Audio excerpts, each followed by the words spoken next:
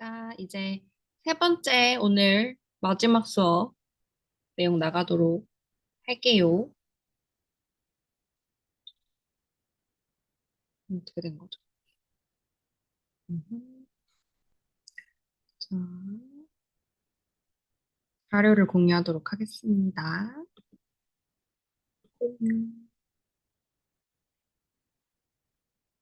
우리 두 번째 시간까지 했고요. 지금 세 번째 시간에서는 우리 뭐 해야 되냐면 피부 생리에 대해서, 피부 호흡에 대해서 이야기를 조금 하려고 합니다. 이런 얘기 한번 들어보셨어요? 우리가 코로도 호흡을 하지만 우리가 피부를 전체를 다 밀봉을 시켜서 피부로 호흡을 못하게 하면 사람이 죽을까요? 안 죽을까요? 죽는다고 합니다. 충격적이죠.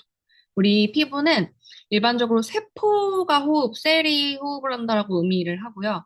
세포 호흡은 미토콘드리아에서 우리 요 얘기도 조금 들을 건데 나중에 쭉 계속 나올 거예요. 미토콘드리아에서 산소를 이용해서 세포 에너지인 ATP 요것도 외우세요. 요거 나중에 뭐 대학원 갈지 안 갈지 이쪽으로 오실지 모르겠지만 ATP에 관한 질문들을 되게 많이 하거든요. 세포 에너지 그리고 화장품에서도 이 세포의 에너지를 관련된 화장품들이 지금 많이 나오고 있어요. 이 과정을 의미를 합니다. 피부가 호흡을 해서 에너지를 쓰면 활성산소라고 하는 프리레디컬을 발성을 하고 그거를 ATP가 먹어서 환원하는 되게 어려워. 저도 학교 다닐 때 이 내용이 사실 너무 어려웠거든요. 근데 그게 엄청 컸어요. 이게 자꾸 화면이 자기 혼자 당겼다 안 당겼다가 당겨주는데 그런 내용들이었었던 것 같아요. 저는 학교 다닐 때 이게 뭔 소리야 도대체.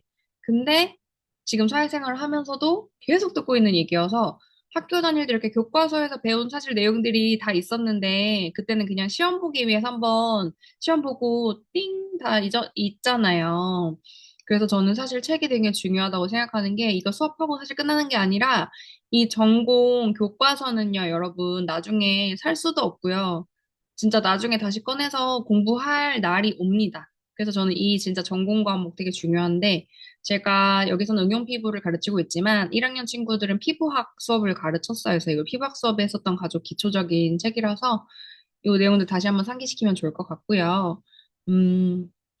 ATP에 대해서 이야기를 해드렸고, 하지만 피부 호흡이 세포 호흡처럼 피부에 있는 세포가 산소를 받아들여 ATP를 만드는 세포 호흡을 하는 것은 아니다. 또한 산소는 물에 잘 녹지 않으므로 피부를 통해 흡수되는 경우가 거의 드물고, 피부 호흡이란 피부 세포가 혈액 속에 있는 산소를 받아들여서 세포로 호흡하는 것을 의미하고 피부 세포가 외부의 산소를 호흡하는 것을 의미하는 것은 아니다. 자, 무슨 얘기냐면, 피부가 세포가 호흡하는 것처럼 산소를 받으려서 ATP를 만든 세포 호흡을 하는 것은 아니고, 산소가 물에 잘 녹지 않으면서 피부로 통해서 이렇게 흡수되는 게 아니라 혈액 속에 있는 애들이 안으로 들어가서 거기서부터 세포 호흡을 한다. 이렇게 기억해 주시면 좋을 것 같아요. 그래서 우리 일부 화장품을 제거하지 않고 지속적으로 둔다면 이 성분이 피부를 통해 흡수돼서 혈관을 통해서 순환기로 침투할 수 있다고 합니다. 결국에 신체에 독이 될 수 있는데 우리 이거를 피부 가장 바깥에 있는 경피독이라고 요즘에 많이 이슈가 돼서 이야기를 하는데요. 특히 일부 물질이 피부에 침투되면 이게 쌓였다가 피부 호흡을 방해해가지고 염증 매개체 반응을 통해서 면역세포들이 얘가 계속 공격을 해가지고 외부 침입자로 인식을 해서 염증을 유발시킬 수 있습니다. 피부 역시 모공을 통해서 분비물과 노폐물을 배출하거나 땀샘을 통해서 땀을 배출해서 체온 조절의 역할을 해주기 때문에 피부의 호흡이 굉장히 중요하다라는 말씀을 드리고 싶고요. 자, 어디까지? 아유, 우리 내려와가지고 아까 감각작용을 했고요. 됐고요. 면역작용, 호흡작용 했고 그다음이 이러한 기능들은 화장품에 의해서 막히면, 그러니까 우리 화장품 잘 써야 되고 잘 지우는 게 진짜 중요하다라고 이야기 많이 하는데, 화장품에 의해서 막히면 어떻게 돼요? 피부가 숨을 더 못 쉬니까 노화가 더 빨리 진행이 되고요. 피부를 통해 배출된 노폐물이 공기에 의해서 분해되지 않으면 다시 인체로 흡수되면서 밀폐된 방에 유독한 공기를 폐로 계속 흡입하는 것과 마찬가지다. 자, 쉽게 생각하면 화장 지우지 않으면 방 안에서 담배 펴서 그 담배 연기 내가 계속 먹는 거랑 피부 똑같다. 독이 계속 쌓인다. 그래서 피부 호흡의 기능을 유지하기 위해선 지속적으로 피부에 노폐물을 제거해줘야 되는데, 우리가 매일같이 아침, 저녁으로 하는 클렌징이 있을 수도 있고요. 딥 클렌징이라고 해서 각질을 제거해주는 기능을 해주는 것도 있고요. 그래서 우리 피부는 노폐물을 자극 없이 제거해주는 게 제일 중요하다. 그래서 이와 같이 피부의 호흡이란 세포의 호흡을 뜻하는데 모공이나 땀샘을 통해서 체외로 배출시키는 것 역시 피부 호흡으로 혼동될 수가 있지만 일반적으로 외부로부터 유해 물질이나 미생물 침투를 막는 불침투성이다.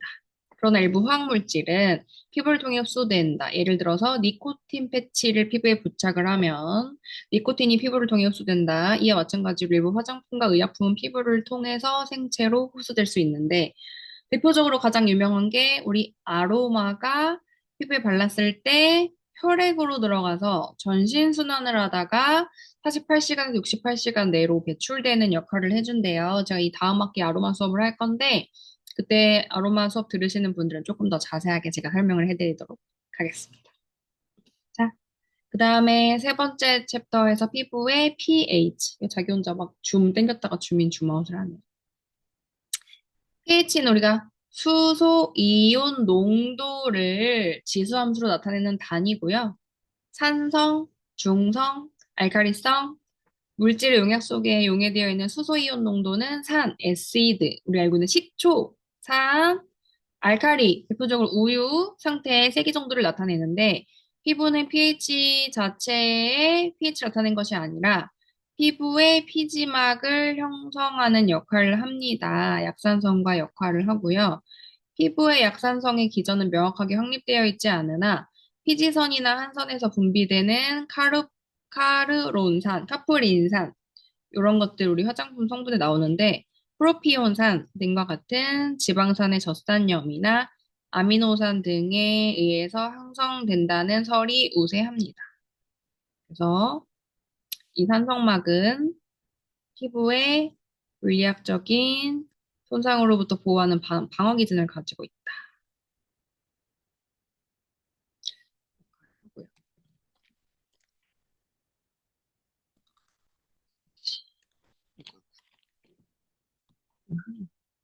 카메라를 돌리고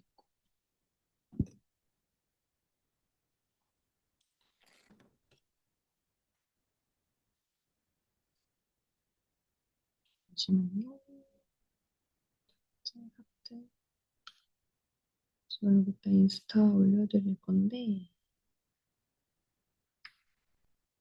혹시 제 수업 들으시는 분들 중에서 라이브 방송 하고 싶으신 분들 있으면 저한테 개인적으로 연락 주시면 방송 같이 하는 거 조금 하면 좋을 것 같아요. 앞으로는 우리 방송이 대세여가지고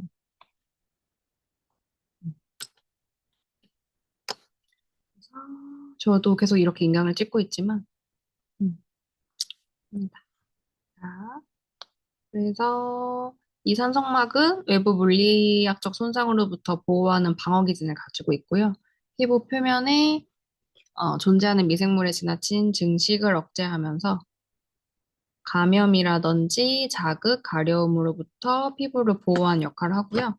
산성 지방막의 약산성인 상태가 파괴돼서 피부 표피의 알칼리성으로 변하게 되면 세균 등이 번식하기 쉽다. 자, 우리 피부는 pH가 4.5에서 5.5, 약산성이 이게 대부분인데 알칼리성, 피지가 많이 나와가지고 끈적끈적한 피지가 많아서 이게 알칼리성으로 바뀌게 되면 외부에서 바이러스나 세균 등이 여드름균들이 더 발생하기가 번식하기가 쉽다. 이것만 기억하시면 될 것 같아요.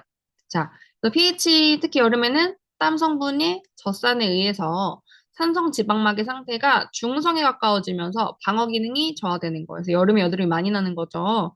피부의 pH인 수소 이온 농도는 신체 부위, 피부층, 성별, 연령, 피부 유형에 따라 다르고 계절, 기후, 목욕을 내가 얼만큼 자주 하는지, 세수를 얼만큼 자주 하는지, 화장품을 뭘 쓰는지, 소화기능, 영양 상태에 따라서 영향을 받는다고 합니다. 일반적으로 pH 지수 남자는 5.2에서 조금 더 산성에 가깝죠? pH가 많으니까. 여자 피부는 5.8, 어린이는 6.5, 화학적으로 뭔가 필링을 많이 하거나 박피를 많이 하거나 레이저 시술을 많이 한 분들은 7.0, 여드름 피부도 7.5, 아토피 피부 8.0. 자, 그러면 pH가 다 달라요. 화장품 다 똑같은 거 써야 될까요? 아니겠죠. 어린이 피부, 여자 피부, 남자 피부는 뭐 그렇게 뭐 남성 화장품, 여성 화장품 이렇게 나뉘는데 사실 특별히 관계가 없고요. 상관이 없고요. 어린이 화장품과 내가 좀 문제성 피부, 그다음에 여드름 피부, 아토피 피부는 pH에 맞는 화장품을 쓰시는 게 좋겠죠. 여드름용 화장품 또는 아토피용 화장품 이런 것들을 쓰시는 게 좋고요. 성인 남성의 경우는 여성보다 pH가 낮으며 여성의 경우는 월경 전후에 pH가 낮아진다고 합니다. 그래서 어떻게 돼요? 턱 주변으로 뾰루지나 여드름이 많이 발생되죠. 다 이유가 있습니다. 이 pH가 낮아지기 때문에 얼굴도 약간 간질간질한 느낌도 조금 있고 조금 붉어지는 경우도 있고 자결감이라고 하죠. 화닥화닥한 느낌이 좀 있는 것 같기도 하고 생리 전후로 자 이런 pH 때문에 그렇다고 합니다. 피부 표면은 항상 정상적인 pH 약간 4.5에서 5.5가 유지되어야 되고요. 피부의 각질층을 구성하고 있는 케라토히알린 단백질이 pH가 3.7에서 4.5에서 응고가 일어나는데 단백질이 응고되면 탄력이 떨어지고 이거 되게 중요해요. 단백질이 응고가 되면 탄력이 떨어지고 피부의 분비선 기능이 억제돼서 피부 세포의 대사 활동이 원활하지 않기 때문에 문제성 피부가 된대요. 일반적으로 알카리 단백질은 알카리의 팽윤 연화되고 산성의 응고 침전 반응이 나타나기 때문에 이 pH가 되게 중요하다. 알카리에 늘어나고요. 산성에 줄어들어요. 네, 네 번째. 피부의 부속 기관에 대해서 배웁니다, 우리가. 피부에는 표피, 진피, 피하지방의 세 개의 층으로 이루어졌다고 말씀드렸어요. 피부가 변형이 되어서 생긴 부속 기관이 존재하는데, 피부의 부속 기관으로는 한선, 땀 나는데, 피지선, 피지 나오는데, 손톱, 발톱이 피부에서 부속돼서 나온 거예요. 그래서 피부 하나의 피부로 봅니다. 자, 한선, 땀이 나오는 기관이에요. 우리 에크린한선과 아포크린한선이 있는데, 에크린한선은 약 200개에서 400만 개 정도가 입술, 음부, 손톱 등을 제외한 전신에 분포되어 있으며, 손바닥하고 발바닥이 가장 많이 분포되어 있대요. 그래서 긴장되면 손에 땀나고, 발에 땀나고 하는 역할이 그런 거고요. 태어날 때부터 가지고 태어나면서 개수가 정해져 있고요. 나이가 들수록 줄어든다고 합니다. 실뭉치 모양의 긴 선 형태로 표피까지 수직으로 뻗어 있으면서 저장해둔 무생 무취의 체액을 필요할 때 독립된 땅구멍으로 슉슉 배출해 주는데 체온 조절과 노폐물 배설에 중요한 역할을 합니다. 자, 땀의 산도는 pH가 3.8에서 5.6으로 약산성으로 되어 있어서 세균 번식을 억제하고 땀에 함유되어 있는 우록한산이 자외선 흡수 기능이 있기 때문에 피부를 자외선으로부터 보호할 수 있는 역할을 도와준다고 합니다. 발한은 열이 나게 하는 거는 체온의 일정을 유지하기 위해 일어나는 온열성 발환과 감정적인 요소, 내가 화가 나, 짜증나, 뭐가 있을까? 기분이 나빠. 이랬을 때 얼굴이 빨개지는 이유는 심리적인 발환이에요. 심리적인 발화는 차가운 땀이기 때문에 피부에 혈관 확장이 일어나지 않으면서 땀만 납니다. 얼굴 빨개졌을 때 얘가 땀이 나게 해서 스스로 식혀주는 긴장돼. 땀나죠.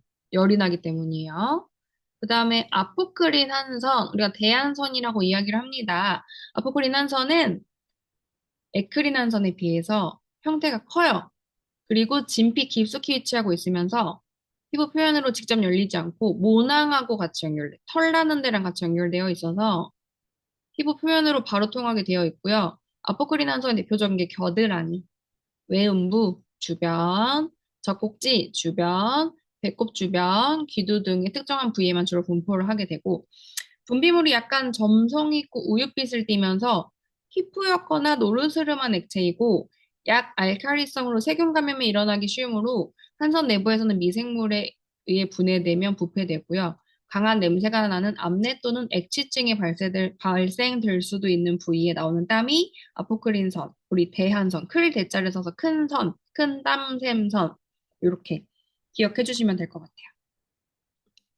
아포크린한선은 사춘기 이전에는 활동이 없다가 사춘기 지나고 나면 땀이 분비가 되기 시작하는 게 아포크린한선이고요.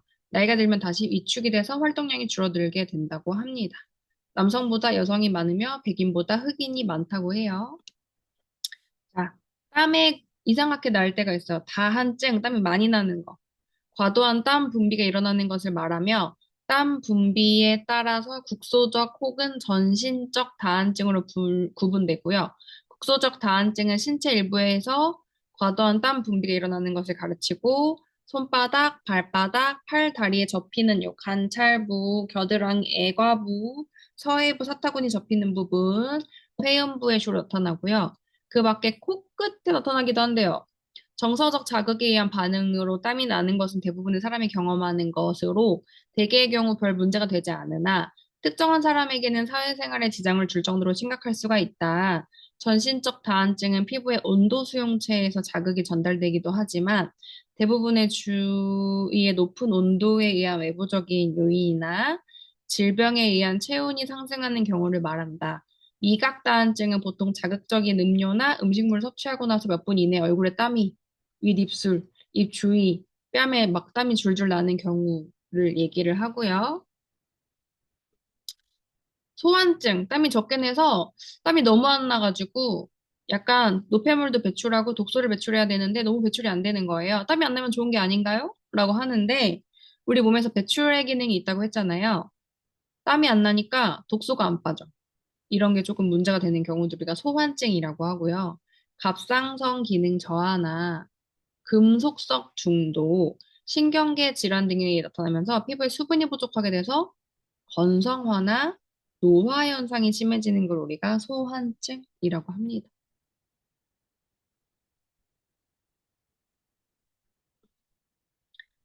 그 다음에 우리 피부에서는 피지선이라고 하는 기름샘이 있는데요. 피지선은 각 모낭의 부속물로 모낭이 뭐예요? 털 나는 구멍? 털이 다 있나요? 우리 얼굴에 전체? 잔털이 다 있어요. 세 개에서 다섯 개 주머니가 모낭과 연결되어 있어서 모공을 통해서 털이 나오면서 기름이 같이 나옵니다. 피부 표면으로 피지를 분비하게 하고 채모가 없는, 그러니까 털이 없는 손바닥과 발바닥을 제외한 거의 모든 전신에 분포하면서 신체의 각 부위에 따라서 크기, 형태, 분포, 밀도가 다르다. 얼굴의 T존 부위는 목과 가슴에는 큰 피지선이 분포가 되어 있으며 손바닥과 발바닥을 제외한 모든 부위에는 작은 피지선이 분포되어 있습니다. 그러나 입술이나 대음순, 성기, 유두, 귀두, 눈, 점막과 같은 얇은 점막에는 모낭이 없기 때문에 피지선이 직접 피부 표면으로 연결됨으로써 피지가 분비되는 독립피지선이 분포되어 있다. 남성 호르몬인 안드로겐은 피지선을 비대하게 만들어서 지질 합성을 증가시켜 피지 분비를 활성화하며 여성 호르몬인 에스트로겐은 피지 분비를 억제하는 효과가 있다. 피지선의 크기도 남성이 여성보다 크다. 태아 및 신생아의 피지선은 모체로부터 성호르몬의 영향으로 기능이 항진되어 태어날 때 다량의 피지를 갖고 태어나며 이로 인해서 간혹 신생아 시기에도 여드름이 나는 경우가 있고요. 그 후 기능이 저하되다가 8세에서 10세경에 다시 발달하게 됩니다. 사춘기에는 성호르몬의 영향으로 기능이 항진, 많이 발생돼서 피지 분비가 많아지고요. 남성은 80대까지, 여성은 50대까지 분비가 유지돼서 중년 이후에 폐경이 한 다음에는 현저히 감소된다고 합니다. 신기하죠? 어떤 게? 호르몬이 남성 호르몬인 안드로겐과 이 안드로겐이 피지선을 많이 만들어주고 여성 호르몬인 에스트로겐이 피지 크기를 많이 만들어주는데 이게 피지선은 성호르몬이 남성은 80대까지, 여성은 50대까지 분비된다고 합니다. 피지를 구성하고 있는 성분이 이런 성분들이 있는데요. 사실 이거는 우리 화장품을 고를 때 우리 피부에 나오는 피지와 동일한 성분의 선택된 화장품을 찾기 위해서 요걸 이제 많이 봐요. 근데 이거 너무 사실 어려운 부분이라서 그냥 읽고 넘어가는데 우리가 뭘 봐야 되냐면 첫 번째 피지는 여드름 유발을 하는 기능이 있다. 둘째 표면의 지질 중에서는 각질간 세포의 간 지질, 사이사이 붙어있는 지질이 투과 장벽의 기능이 있어 중요한 역할을 한다. 셋째 자유지방산. 세균, 박테리아 작용이 있다. 넷째, 피지세포는 염증과 연관된 사이토카인 요거 줄치시고 분비하면서 신경펩타이드의 분비를 조절한다. 이 사이토카인은 알러지 반응과 큰 역할이 있는데요. 이 사이토카인 작용이 우리가 뒤집어졌다 또는 알러지가 났다. 요 역할을 가장 많이 해요. 뭔가 평소에 똑같은 제품 썼는데 갑자기 이걸 뒤집어졌다. 이럴 때 우리 알러지약 먹어요. 이 사이토카인 억제시키는 역할들을 하는데 요거는 뒤에서 한번 자세히 다룰 시즌이 기간이 있으면 한번 얘기해 볼게요. 궁금하신 분들은 사이토카인 한번 검색해서 내용 한번 보세요. 자, 피지선의 분포 제일 많은데 앞에 가슴, 겨드랑이 접히는 부분, 배꼽 부분, 서해부 부분, 오금 뒤에 등 여기가 피지선이 가장 많다고 합니다. 연령대에 따른 피지량 아무래도 남성이 훨씬 여성분보다 피지량이 많고요. 급격하게 떨어지는 구간이 있어요. 여성은 40대 이후부터 급격하게 떨어지고요. 남성은 60대까지 피지가 그래도 많이 나오는데 80대까지 나온다고 합니다. 신기하죠? 이제 모발로 넘어갈게요. 10분 정도만 더 하면 될 것 같아요. 힘냅시다. 자, 모발은 표면에 있는 나와 있는 모간, 내부에 있는 모근, 이거 모간, 뿌리, 모근, 뿌리 근자, 눈에 안 보이지만 이 동그라미 안에 이렇게 털구멍이 있는 동그란 부분을 모구라고 합니다. 모구 중심부에 있는 모발의 영양을 관장하는 모유두. 진피에는 유두층. 다 뭐예요? 혈액으로부터 영양분을 공급해주는 거 다 유두라고 합니다. 엄마 젖 같은 역할, 엄마 젖을 우리 신생아가 먹으면서 생명이 이렇게 유지가 되는 것처럼 모발, 피부 마찬가지예요. 이렇게 외우시면 조금 좋을 것 같아요. 유두에는 모세혈관과 신경이 붙어 있고 혈액으로부터 영양이나 산소를 받아 먹으면서 모발과 발색의 성장을 돕습니다. 유두와 접하고 있는 모모세포가 세포의 분열과 증식에 관여하여 새로운 모발 세포를 만들어내는데 기질세포는 유두세포의 모세혈관에서 영양분이나 산소 공급을 받아서 세포 분열을 계속함으로써 모발이 성장되게 됩니다. 우리 회원 시간에도 배울 거니까 모발에 대해서는 그렇게 깊게 설명하고 넘어가진 않을게요. 모유두의 모세혈관에 흐르는 혈액은 이 사실 머리카락 뽑으면 피는 안 나는데 이 모유두로부터 영양분을 공급해주는 애들이 혈관에서 공급을 해줍니다. 모발의 단백질을 만드는 데 필수한 영양소와 산소를 운반을 하고요. 모발의 단면은 모표피, 우리 피부도 가장 바깥에 있는 표피, 모피질, 이 안쪽, 머리카락 안쪽에 있는 피질, 모수질, 머리카락 가장 중간에 있는 모질로 크게 세 개로 나뉘고요. 모표피는 모근에서부터 모발 끝을 향해서 비늘 모양의 각질세포가 여러 가 겹쳐서 피지를 보호하는 역할을 한대요. 눈에는 안 보이지만 현미경으로 보면은 비닐 모양의 구조로 되어 있고요. 피부도 마찬가지로 제일 위에 각질층은 비닐 모양으로 겹겹이 쌓아져 있어요. 모피질은 매우 길고 모발의 길이 방향으로 고정된 세포들로 구성되어 있으며 채모의 가장 중요한 부분으로서 채모 무게의 90%를 차지하고 있으면서 간축 물질과 모발의 색을 결정하는 멜라닌 색소를 함유하고 있다. 모수질의 발육 채모에서만 나타나며 비교적 부드러운 각화세포의 중심 기둥을 만드는 역할을 합니다. 자, 봅시다. 모표피, 비닐 모양으로 쭉쭉쭉쭉 이쪽 방향으로 구성되어 있고요. 모피질, 겉에를 둘러싸고 있고요. 모수질, 뿌리, 요 심 역할을 합니다. 그래서 모발은 크게 여기도 간측 물질 사이사이에 뭔가 채워져 있죠.